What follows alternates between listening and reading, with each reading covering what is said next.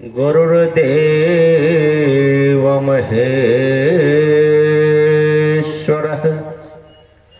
गुरुर्साक्षात् परब्रह्म तस्मै श्री गुरुवे नमः। सद्गुरु मेरे स्वामी, सद्गुरु मेरे स्वामी,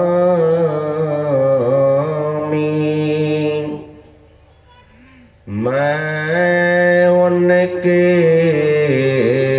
दास जन्म जन्म मोहि दीजियो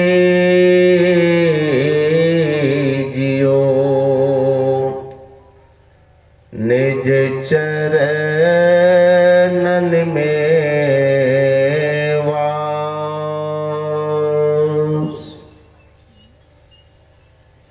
करुणा के अवतार पतित पावन परमाराध्य सद्गुरु महाराज के चरणों में कोटि कोटि नमन। उपस्थित सत्संग प्रेमी माताओं एवं बहनों, अभी हम लोग रामतीर्थ मानस के पाठ के क्रम में काकभूषणी और गरुड़ का संवाद सुन रहे थे। क्या सुने? निज अनुभव अब कहो खगेसा। गरुड़ जी से कह रहे काकभूषणी जी, पक्षीराज है, कहते हैं पक्षीराज निज अनुभव अब कहो खगेसा। बिनु हरि भजन ना जाहि कलेसा। हे पक्षीराज, कोई भी उपाय कर लीजिए, दुनिया के लोग कितनों कुछ भी व्यवस्था कर लें, लेकिन दुख का अंत तो तब होगा जबकि वह परमात्मा की भक्ति करेगा। तो कछु और विचारत हो नर, तेरो विचार धरे ही रहेगो।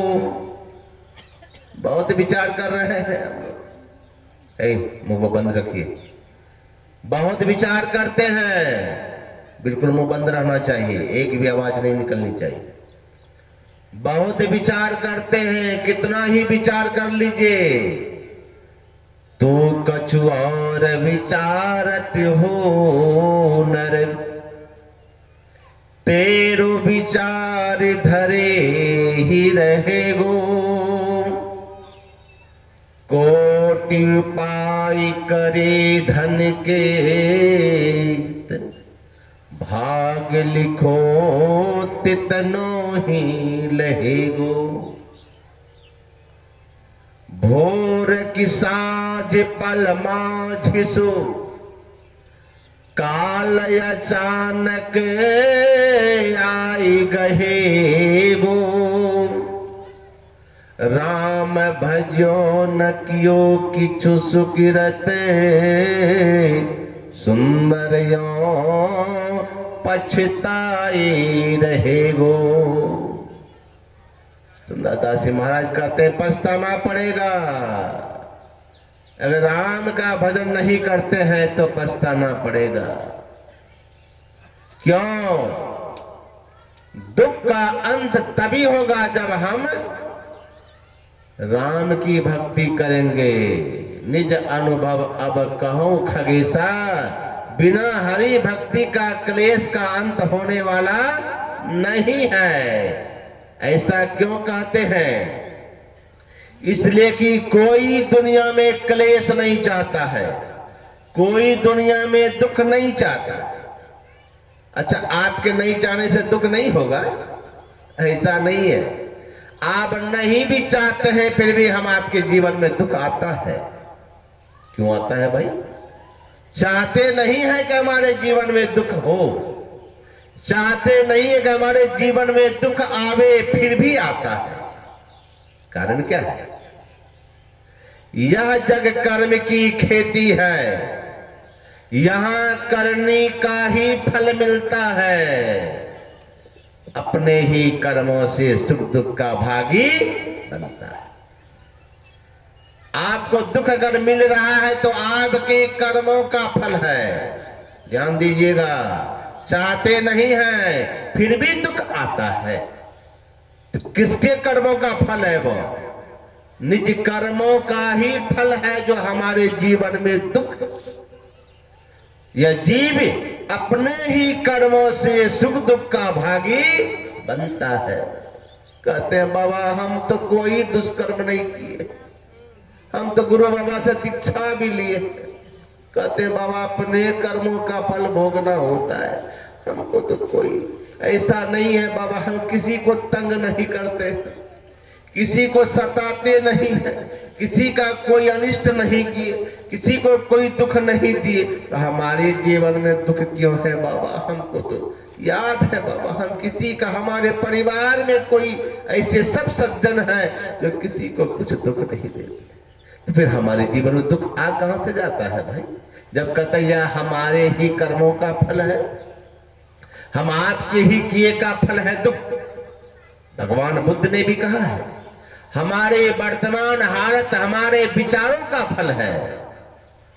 मनुष्य अगर अच्छी कल्पना से कर्म करता है, सोचता है, विचारता है तो सुख वैसे चलता है जैसे मनुष्य की छाया जो कभी साथ नहीं छोड़ती।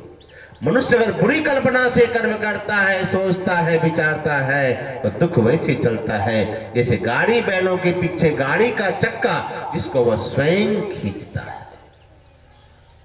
तो हम कोई बुरा कर्म किए नहीं बाबा, तो हमारे जीवन में दुख कहां से आ जाता है?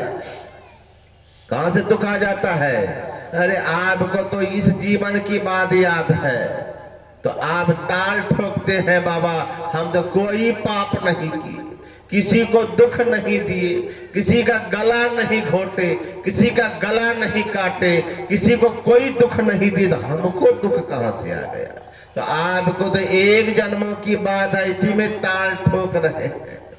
यहाँ तो धृतराष्ट्र ने भगवान कृष्ण, बच्चे को हटाइए, धृतराष्ट्र ने कहा था भगवान कृष्ण से, क्या कहा था कि हे कृष्ण मुझे 1-2 जन्म नहीं 100 जन्मों की बात याद है।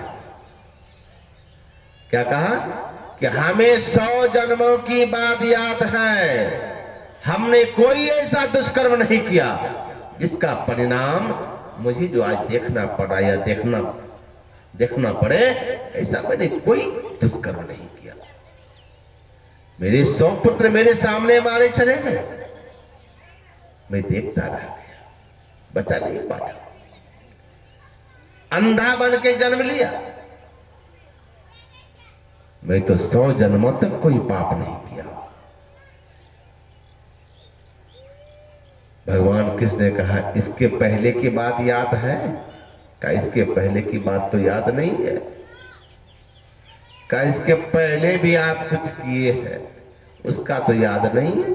या 100 जन्म का कर्म का फल का याद है, कर्म मैंने जो किया है उसको याद है। 100 जन्म तक मैंने कोई ऐसा दुष्कर्म नहीं किया। उसके पहले किया था, क्या किया था? तो 100 हंस के बच्चे को काट करके खाए थे 100 जन्म पहले। वो देखिए पीछा कहां करते करते आया। आप कहते हैं ना बाबा दीक्षा लिए, ये 10-20 साल के बाद याद है या 50 साल के बाद याद है। यहाँ तो 100 जन्म तक कोई दुष्कर्म नहीं किया। फिर उसके पहले दुष्कर्म हुआ था, वह दुष्कर्म का फल पीछा करते करते 100 जन्मों के बाद वह कर्म का फल आया कि उनके 100 पुत्र उनके मारे गए और जन्मांत पैदा हुआ। श्री सतगुरु महाराज की जय। हम जो भी करते हैं उसका फल हम आपको भोगना पड़ता है। हम आपके जीवन में अगर दुख है तो वो हमारे ही कर्मों का फल है। जो भी करते हैं सबका लेखा जोखा होता है। मालिक के दरबार में सबका जीवन खाता। जैसा जैसा जो कर्म करे वैसा वैसा फल पाता। बड़े बड़े कानून वहां की, बड़ी बड़ी मर्यादा, ना किसी को कम मिलता है ना किसी को ज्यादा। मेरे मालिक के दरबार में सबका जीवन खाता। जो जो हम आप कर रहे हैं सब खाता में लिखा जा रहा है। ये जो सत्संग का आयोजन कर रहे हैं हमारे माता जी, ऐसे क्या पूछते हैं? अभी लगता होगा लोग कहते हैं बाबा दुनिया में कुछ साथ जाने वाला नहीं। प्राय लोग हम लोग भी बोलते हैं क्या लेकर के आए थे, क्या लेकर के जाएंगे दुनिया से। धन दौलत सब यहीं पड़ा रह जाएगा, माल खजाना सब यहीं पड़ा रह जाएगा। सब कहते हैं सब यहीं रह जाएगा, कुछ जाने वाला नहीं। क्यों? लेकर कैसे जाएंगे? उलझन कुछ ऐसी समस्याएं हल नहीं होती। यही सोच कर ये आंखें सोने नहीं देती। दुनिया में खूब कमाया, क्या हीरा क्या मोती, परंतु क्या करो यारो, कफन में जेब नहीं। कफन में जेब होती तब तो कुछ भर के ले जाते, लेकिन दुर्भाग्य है कफन में जेब नहीं होती, हाथ में शक्ति नहीं, लेके कैसे जाएंगे? बेजान बेकार लट्ठी की तरह तन पड़ा रहेगा, कुछ लेके नहीं जाएंगे। लेकिन मैं कहता हूं आपका धन भी आपके साथ जाएगा, लेकिन ले जाने का तरीका सीख लीजिए। बिठाइए उसको, कहीं बैठेंगे वो, आप नहीं बैठिए। आपका धन भी आपके साथ जाएगा। कब? ऐसे नहीं जाएगा कि जो कमा कमा के आप तिजोरी में बंद रखे हैं। ध्यान दीजिएगा, धन कमा रहे हैं, कमाइए, कमाना बुरा नहीं है। हमारे गुरु महाराज से भी परम संत बाबा देवी साहब जो गुरु महाराज के गुरु थे, उन्होंने कहा था कि स्वावलंबी जीवन बिताना लाला, भीख मांग के मत खाना, अपने पसीने की कमाई से खाना। और जवानी में इतना कमा लेना, इतना धन जमा कर लेना कि बुढ़ापा में किसी के सामने हाथ फैलाना नहीं पड़े। गुरु महाराज नहीं कहते निठल्ले होके बैठ के रहो। हमारे गुरुदेव कहते हैं घर में रहो, परिवार के साथ रहो, लेकिन समय निकाल के थोड़ा भजन भी करो। समय निकाल के भजन भी करो। तो मैं कह रहा था कि लोग कहते हैं धन साथ जाने वाला नहीं है। धन कमाइए, धन कमाना बुरी बात नहीं है, खूब कमाइए, लेकिन इतना याद रखिए, आप जो भी धन कमा रहे हैं उनके भी हिस्सेदार होते हैं। कौन कौन हिस्सा है तो सुन लीजिए। आपके घर में जो लक्ष्मी है तिजोरी में बंद, धन है आपके तिजोरी में बंद, चाहे अनाज है कि चाहे पैसा है, सोना चांदी, जो भी धन अर्जित करके रखे हैं, तो उनमें 4 हिस्सेदार है। कौन? लक्ष्मी के सुत 4, सुत मने होता है बेटा, लक्ष्मी वो धन का भी 4 लड़का है। कौन? धर्म, अग्नि, नृप, चोर जेठे को माने नहीं तो तीनों मचावे सो। पहला बेटा धन का कौन है? धर्म। आप अगर 100 रुपया है आपके पास में तो 4 हिस्सा में बांट दीजिए कम से कम। पहला बेटा धर्म। धर्म का हिस्सा कैसे होगा?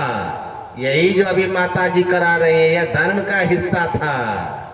इतना दिन से रखे हुए थे, लेकिन सत्संग करा के इन्होंने धर्म के नाम पर जो खर्च कर दिया, समझे उसके हिस्सा को उन्होंने चुकती कर दी। श्री सतगुरु महाराज की जय। आपका धन साथ नहीं जाएगा। अब ध्यान देने की बात है, पहला बेटा धर्म। आपके पास जो भी संपत्ति है उसमें हिस्सेदार है पहला धर्म का।